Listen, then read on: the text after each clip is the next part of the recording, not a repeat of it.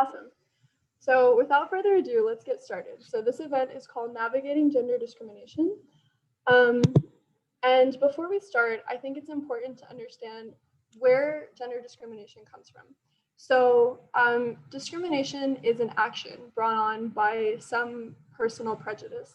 And the way that we have defined this personal prejudice is implicit bias.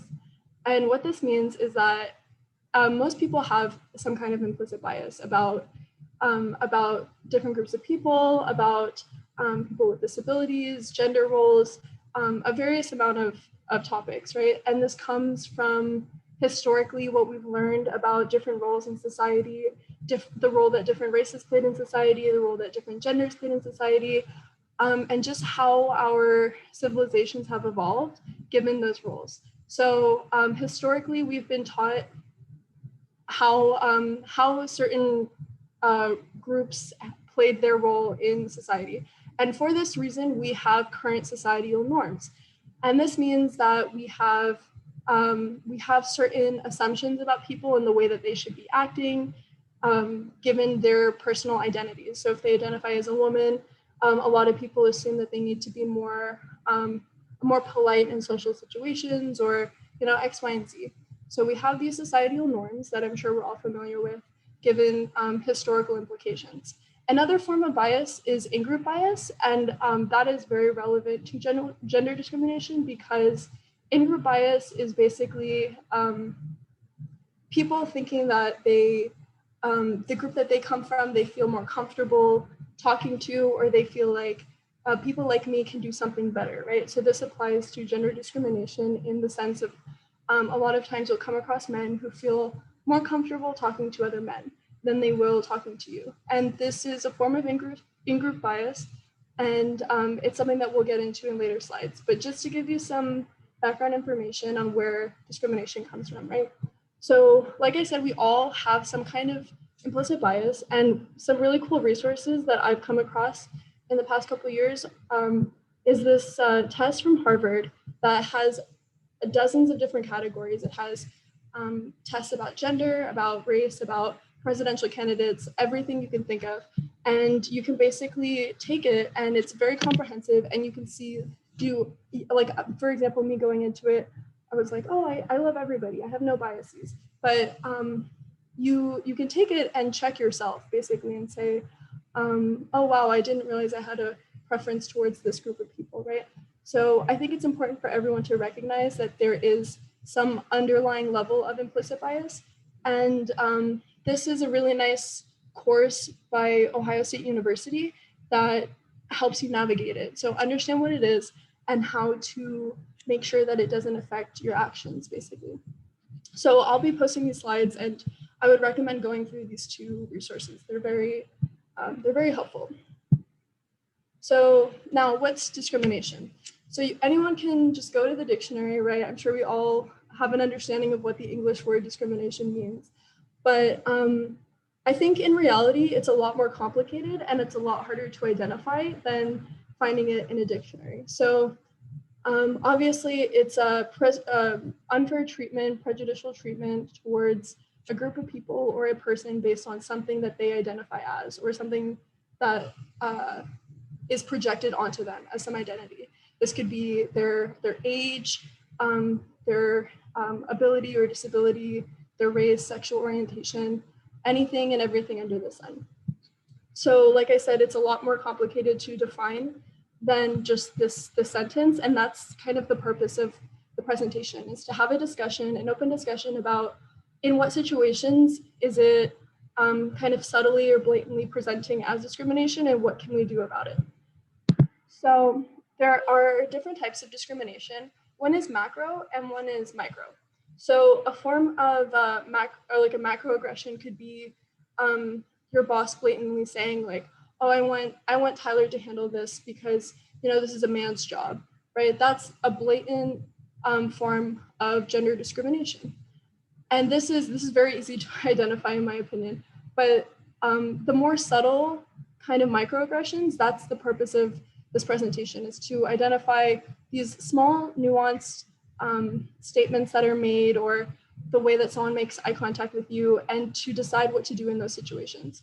So I would like this presentation to be an open discussion. So does anyone have any examples of either macroaggressions or microaggressions that they think are relevant? Or even if you want to ask, like, is this a good example or is this not relevant? Does anyone have anything to add? Yeah, Lily?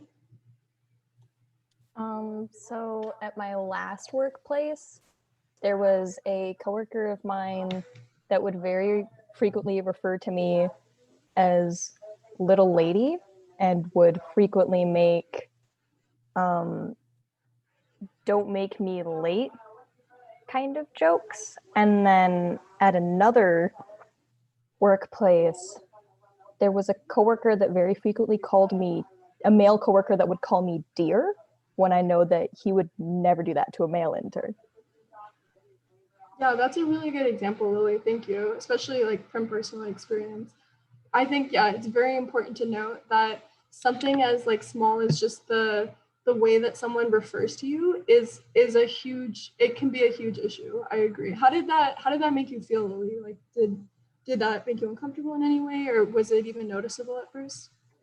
The my dear thing wasn't even really noticeable at first, and it wasn't kind of until I left the company that I really realized that it's just like that coworker would have, if I was male, that decisively wouldn't happen. So that's at least a little weird. But the other coworker, the little lady, and making like slight like microaggression jokes, that just made me immediately uncomfortable, and like it barred my work a little bit because I never wanted to interact with them. Yeah, that's a really good point of how that could affect your work. That's a very good example of why it's important to be able to identify them and, you know, like have conversations about what to do in that situation. Thank you so much for sharing, Lulu. Does someone else have another example?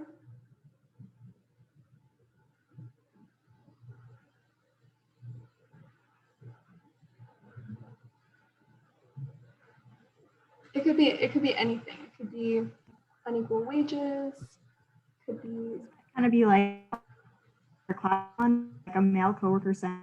So like I work in retail, so like, but it was explicitly to like the female workers, and you're like, okay, like you're not smiling now. So it was just kind of those things that you know as well. It's a little annoying, but yeah. So that's one of them. That's a good example, Kayla. What? I'm sorry, I cut you off. Please continue. No, you're good. I was like, usually smile. Okay, I'm the one time I'm not smiling. I can't constantly be smiling. It was like specifically females. Like it wasn't just because like we were in retail. It's like no customers around. Yeah. No, that's a really good example of like just like gender norms and how females like people expect females to be like, oh, happy all the time and just like a supporting character. Yep. Yeah, that's a good example, Kayla. Thank you. Does anyone else have anything to share, or Lily and Kayla, anything, any more instances? I can give one of mine. Was like last year I was working on a project at ASU, and we were given like an industry mentor to help us and guide us with the project. And it's like 7 men that I've been working with for the past 2 years and me. And I didn't realize at first, but this industry worker man person, he wouldn't make eye contact with me. He would never directly address me. He would always ask other people about my contribution, or he would ask other people and give them credit for my contribution. And so the first thing was the eye contact, and I didn't notice it until, because it is like a microaggression, right? It's very subtle. But I, coupled with these other subtle things, like I started to realize like, okay, this is the bigger problem, right? So like I said, that's why I feel like it's important to just like identify what small things can lead to, like indicate a bigger problem. But yeah, thank you so much for sharing, guys. So now that we've identified a couple examples, I think it's important to note that no matter how subtle they may be, it's important to make sure that you are respected in any environment and you are being valued. And if someone is making these like comments towards you or treating you a certain way, and whether or not you can dismiss it and say to yourself like, okay, I'll just live with it, you know, it's at the end of the day, it's important to note that no matter how subtle it is, it's not subjective. It's objective, right? There's a clear line between how to refer to someone and how to treat someone. And once you can identify that someone has crossed that line, it is completely within your right to deal with the situation in a proper manner, to fix it, to make yourself more comfortable. So, like I said, important to know, because I needed someone to tell me that when I was first experiencing these situations. So don't worry, it's not just you. Everyone goes, like, not everyone, but people go through this, and it's important to know that you are valued and you deserve to be. So anyway, so now I have some more open-ended discussions. These are going to be situations where something is a little off. So first, I would like people to jump in and identify what in the situation is a little off, and then people jump in and say like, how would you deal with the situation, and then maybe piggyback off of that and say like, okay, well maybe after that we can do this, you know, X, Y, and Z. So I would like this to be an open discussion where we can all just help each other navigate these situations. So situation one is you're in a meeting and you're making a lot of good points about a solution or whatever it may be, but no one is acknowledging that you're making good points. And then one of your coworkers makes a comment about the same good solution, and he gets commended for it, or he gets, you know, like singled out. It's like, good job, man. This actually just happened to me today. So what do you guys think is an appropriate response in this situation?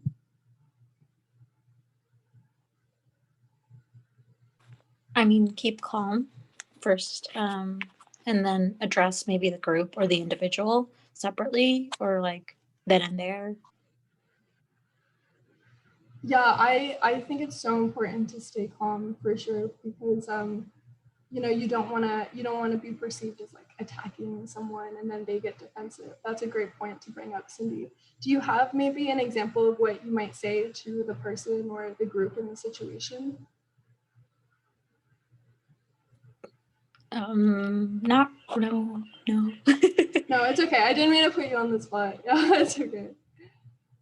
But yeah, that's a really good point. Does anyone else have something to add to what Cindy said? I think if there's, like, I feel like this is a situation where it's much easier to come to someone's aid than to come to your own. So like in the event that you're like one of a very, like if you're one of like a minority of any type of people, or like you notice this happening, I feel like it's a lot easier to like be the person that points out this discrepancy and helps out the problem than it is to like point it out for yourself. So that's a really good point, Lily. That's something that, you know, it's like hard to, it's sometimes like hard to think like, oh, should I intervene with this other person's business? But can you give an example of maybe something that you might say if you saw this like consistently happening to one of your female coworkers? I think, because I see this on LinkedIn occasionally, that I think maybe to say like, thank, like make a verbal recognition of obviously the person who said it first, and say something like, thank you for expanding upon so-and-so's excellent contribution. Thank you for your expansion upon my point.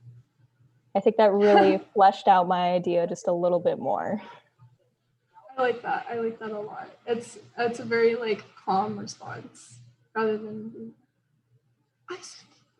Yeah, no, I like that a lot. That's a very good solution. Does anyone else have anything to add to that, or different approaches to the situation? Okay, we can go to the next one. So you were working on a team with mostly men, and the whole team is doing a good job, and your male coworkers are receiving more praise and promotions than you are for the collaborative work of the group.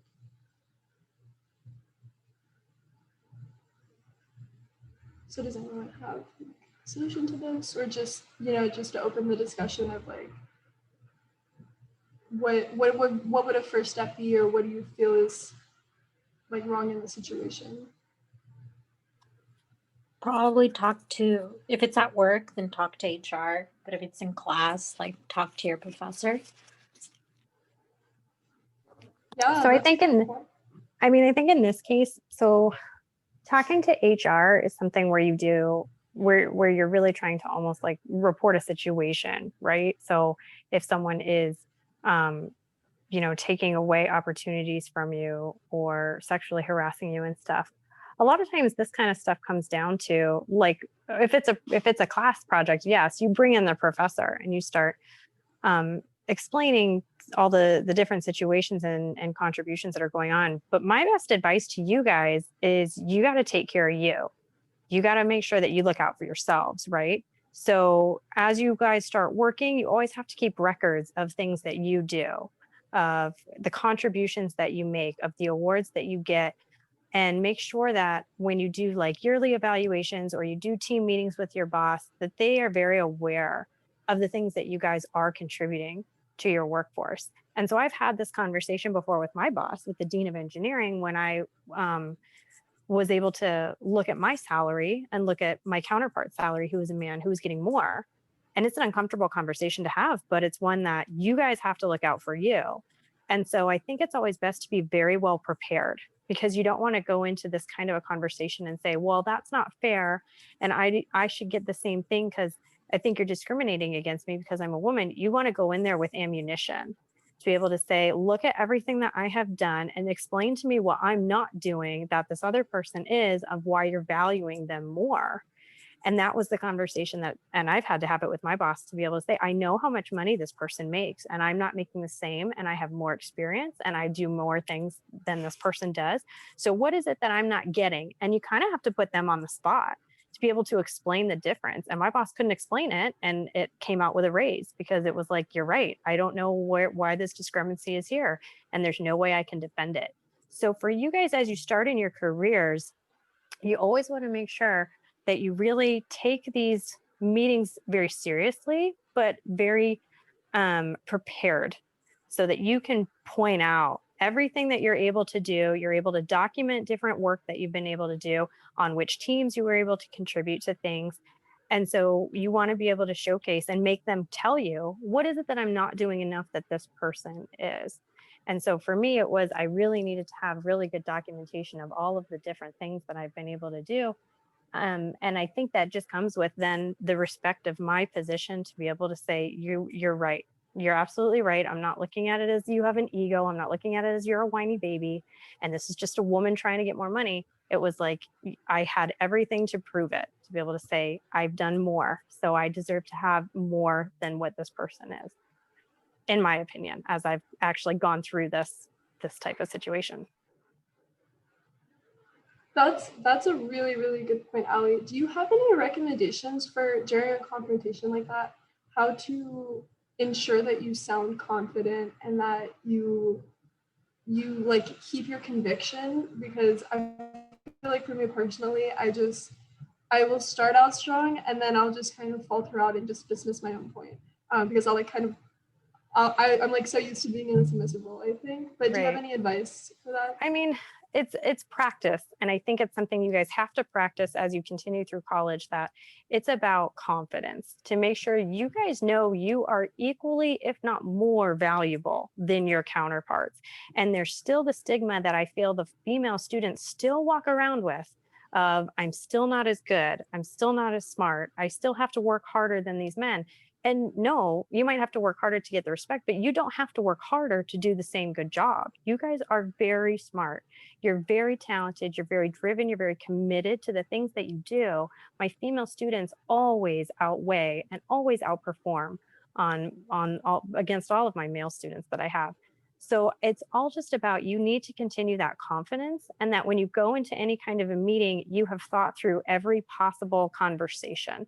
And so for me, I'm one that, like, if I hurry up and send off an email, I'm going to regret that email that I hurry up and send off when I'm in anger, right? When I'm in a moment and I have a thought in my head and I'm getting it out. And it's like, I have to draft the email, save it, and then think about it for a day and make sure that I go back and calm myself down. So I have to kind of think through all these different conversations of, when he comes back to ask me, oh, well, this is what's happened. And Josh did it this way and I wish you would do it this way. Okay, then give me that feedback so I can improve. But if you don't have anything to be able to say how I need to improve, then we need to know that I recognize this difference and this discrepancy, and it needs to be addressed. So it's all just about making sure you guys prepare for those conversations the same way you prepare for an interview. You go through all these practice type of questions and different types of scenarios that they can come back with. And I never go into a meeting like that angry. I never go in with the assumption that I'm getting screwed. I go into the meeting with, here's the view that I have, and you need to explain to me why my view is either off or what I'm not seeing. So I'm not going in there saying, this is such crap and I deserve more money and you're going to pay me or I'm leaving. It's, here's what I know I'm doing. Here's what I know others are. So why is there the discrepancy? And if it's something I don't know about, then great, please inform me so I know that this other person who worked so much harder than me and I just don't see it. And, I think it just needs to be that respectful conversation of knowing that you might not be right all the time. You might still have someone that outperforms you, and that's okay. But as long as you're confident in what you are able to showcase and you can prove the things that you do are worthwhile, then those conversations will go, in my mind, will go respectfully, and we'll be able to say, then here's how we want to get you, moving up the ladder in the right way. I didn't know you were having these issues, or, we just want to make sure that you guys really stay calm. And I always think through these conversations for days and days before I have these meetings, so I can make sure that I have thought through what they're going to respond to me with. I think one of the questions on the chat was, how do I know what other people make? So that one is, that's just kind of a perk of working for the state of Arizona, of working for a government employee position, is our salaries are out on the internet. They have to publish them for taxpayer purposes. So I can look up anybody's salary at the university and find it. I can tell you how much the deans make. I can tell you how much the coach of the football team makes. So I know it because that's public information. For a private company, it's not going to obviously be that easy. And so it's, if there's somebody that like you trust and this is something where you want to talk about it, to me, what's really great is when you're first starting out in your 20s, people are really anxious to talk about it because they all want to compare. Everyone wants to know who makes what, so that they can see, like, am I making a lot of money? And so for me, it was, when I first started, I was, a master's degree and started out at 73,000. And I knew the counterpart of mine who only had a bachelor's degree, we started the same day, we would talk about it. And he told me what he made, and he only made $61,000. And so I knew, like, oh, that extra degree gave me that extra $12,000 above him. And it was like, when you're in your kind of your early 20s, it's like people like to talk about it because nobody knows how much money everybody wants to get in on what people are doing. So it's kind of easy on that part when you get started, and you'll kind of see like different grade levels as you go, and people will complain about different, promotions and raises and things like that. So some people will talk, but no, you're not going to just come right out and ask everybody like, hey, how much do you make? Because I think I should get more than you.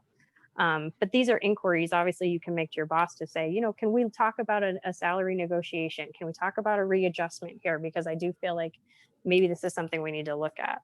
So it's just a conversation that I think you guys should always begin to be comfortable to have. Yeah, I really like what Ali mentioned about when you present someone with your situation, you say, like, this is how I'm interpreting the situation. These are the examples and instances which made me feel uncomfortable, or which led me to believe that there's this viewpoint of me, or that I'm not being treated fairly, X, Y, and Z, right? So I think that that's like something that has really helped me. Ali like gave me that exact advice, and that was key. So I would definitely recommend keeping that in mind during any like future discussion. Right, because it's all about, you guys want to break down the gender norm, right? You want to break down the bias that's coming, and the bias is going to be that women are going to be whiny, that women are going to be crying, that women are going to be emotional. And you want to point out that, no, I'm none of those things. I'm coming in here with a completely level head. I'm coming in here as an equal player, and I'm coming in here with the knowledge to back up my claims. So for Nadia, that's exactly right. We were talking through what are the specific things, the evidence that this man is doing, so we can point it out. To then be able to say, are you realizing you're not shaking my hand at these meetings? Because I want you to tell me that you know you're not shaking my hand. And that's going to put him on the spot and say, oh crap, I didn't realize I was doing it. I'm so sorry. And we need to kind of point it out to say, it's not that I'm upset. Let's address it. This is how we grow. This is how we mature and change as a society. But I need the evidence. I need to be able to showcase and say, these are the things that are happening. Can you explain to me why they're happening so I can help understand where you're coming from? And it's like that for any of these conversations that you have. Don't go into it with emotion, because then you're only going to be digging yourself into that stereotype as you're just an emotional woman. You really want to make sure that you come at it with a completely level, calm demeanor, and a willingness to listen to what other people need, because it might be your fault sometimes. It might be something that you're not understanding, and you don't want to be that person that's making a big deal about it, and then you're the one that ends up being wrong because you didn't have all the information anyway. Yeah, but I remember when Nadia had this problem, and I was so proud of you because you handled it yourself, right? We were like, do I need to talk to this person? Do we need to get the professor involved? And you were like, no, let me calm down. And you took care of it. And then we didn't have to get anybody else involved and make it more uncomfortable than it had to be. So I was super proud when you were able to do that on your own. That's so nice. Thank you. All because of you. But yeah, so just to give you guys a little bit more context on different situations that I've been in, like previous to this incident that Ali and I are referring to, I've been on teams where, you know, the men will all work amongst themselves, like they'll all be hanging out at like, you know, person X's house, and they'll be, you know, coding, doing the hardware and stuff. And so then they come back to our meeting on Monday, and then they have this whole new prototype, and I was never like propositioned to be like, hey, do you want to come over and work on this? And it was just like a guys' night type thing. It's so engineering, right? To be like hard, like coding and stuff. But those were like small things, and that was the first instance where I was like, okay, I need to stand up for myself, right? So I had a conversation with my team because we were all peers, right? And so I felt comfortable saying, hey guys, listen, I would like to be more involved in the project. I feel as if this is a really good opportunity for all of us to learn and grow as engineers. And I would love to be not on the sidelines, but be like fully incorporated into the development of this project. I said something along those lines, and they were all very receptive to it. And I'm really happy that I had that conversation, because now I've been working on that team for a couple of years, and they're some of my like best friends now. So if I hadn't had that conversation with them, where I like, because before that I was like, oh, maybe it's not a big deal, like maybe I should just like sit and take it. But it was actually a very important conversation to have. And then this incident that Ali and I are talking about, it was kind of the same circumstance where the superior of mine was not treating me in a way that I thought was fair. And it was like kind of the opposite end of the spectrum, where I called him and I told him, these are the reasons why I feel this way, and I would like for something to change. And if you don't feel like you're treating me this way, can we have a conversation about how I would like to be treated, X, Y, and Z? And it kind of went in the opposite direction, where he kind of like bulldozed over me during the call. And so I was like, oh, okay, like this is not a productive conversation. Fine, like I told you how I'm feeling. That's if you don't want to take this and grow from this, that's fine. There's nothing I can do about that. But then moving forward from that conversation, coming out of it, I was like, okay, that didn't do anything. But now, like we've been working together for another 6 months, and he is much more respectful towards me. he surprisingly did change a lot of his mannerisms, which I didn't think he would do after the call. So overall, I think it is very important to like stand up for yourself, as Ali said, because you do deserve the respect of being treated like an equal member, if not more.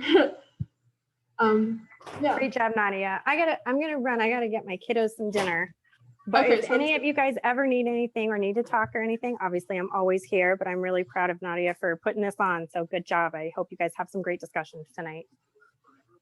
Yeah, thank you so much, Ali. Ali is also a great resource to use if you ever have any issues at ASU or in the future in your workplace. She's had so much experience being a female engineer, and she will stand up for you almost more than you want to stand up for yourself. So definitely a great resource.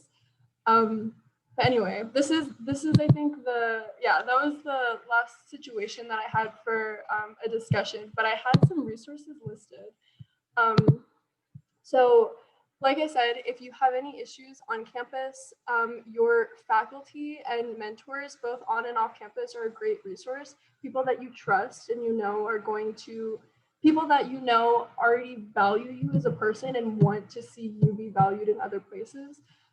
So like I said, faculty, even your parents, like my dad is an engineer and he has dealt with, he's dealt with like racism in the workplace, and he's seen other females experience sexism. So he was a great resource for me to use. As well as that, I think it was aforementioned that HR is an important step. And depending on how far the situation escalates, like if it escalates from gender discrimination to sexual harassment, then that's definitely a huge resource to use as HR. That's kind of the reason that they're there, is to make sure that everybody's being treated with respect and dignity in a place where, you know, anything else is unreasonable. So HR is a great resource. There's also so many online forums to use, and pretty much anything that anyone could experience has already been experienced by someone somewhere, and they have a blog about it or they have a Reddit about it. So if you don't feel comfortable talking to other people about it, online forums are great to figure out how to deal with it, or is this even something that I need to deal with? And then friends and family, and also your SWE family. That's one of the main reasons why I love SWE and why I'm in SWE, is because we're all going through this together, right? Like we all have are in different disciplines, but at the end of the day, we're females in STEM, and we are here to kick ass and take names.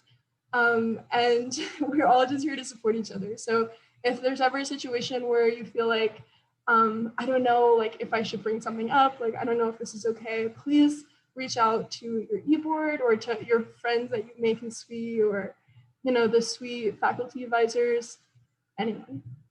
But I don't know if, I don't know how extensive those discussions were. If there's a situation that anybody has questions about and they would like to bring up, like, is this an issue, or how do I deal with this? You know, feel free to now open it up to just an open discussion.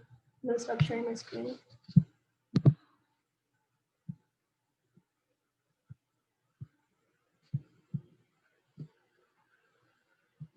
If not, it's okay. You guys are all, I'm happy that you don't have any situations at the forefront of your mind then where you're like, this just happened, what do I do? There's one that's like in the back of my mind, that's lived in the back of my mind since I left the company, that I never did anything about, which is that there was this coworker that would occasionally jokingly call me a different one of my coworkers' secretary. And then at one point I like stand up out of a meeting and he looks at me and he says, "Wait, you're not wearing heels." And I say, "No." And he was like, "Must be difficult to get a man when you're that tall." And I was like so in shock in the moment. I never did anything about it, and I never did anything, and I left the company. And I feel really guilty because I'm like, that means that this asshole can do that to other people. But I was just so like, that just shocked my socks off to where I couldn't even respond. Yeah, I have been in that situation many a time where it's like I couldn't even react fast enough, because it's like I can't even believe that just happened, and I didn't have a response prepared for that, or you know.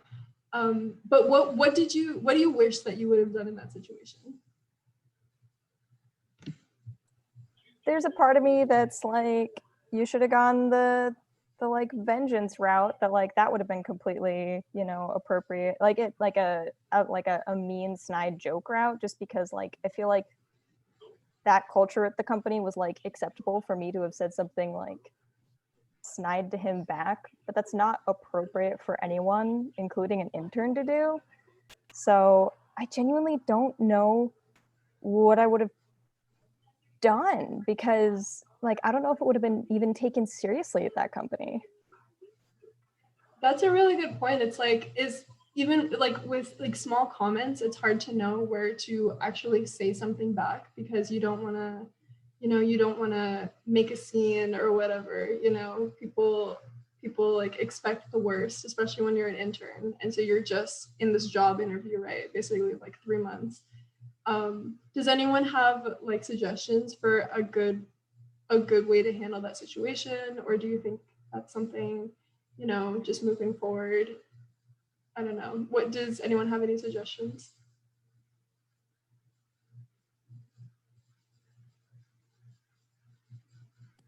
I think that's a really hard one too, because obviously, like what Lily said, what would come to mind immediately would be like a snide comment as well. That you said, like, I don't know, you want to try the higher road, but I don't even know, like, yeah, what do you say to that? That's hard. Yeah. No, that's a really good point. I think if it was frequent enough that if he was making these comments more than once, like if it became a pattern, I think I personally would hopefully muster up the courage to, one day, like walking by his cubicle or his office or whatever, say like, hey, do you have a minute? And then just like, just be straight up honest with him and say like, sir, when you make comments like this, it makes me a little bit uncomfortable. I would love to focus on the work and growing as an engineer here. And when I hear comments about my appearance, it kind of tears my focus away. And I don't think that it's appropriate for the environment. And I would appreciate it if we had a more professional relationship from now on. Something like that. Yeah. Is much easier said than done, though, obviously. Yeah, of course. Yeah, that's such a difficult situation, Lily. I'm sorry that you experienced that. Men, that's just never mind. This is recording. I'm gonna stop recording. I just want to, or no, you can stop the recording.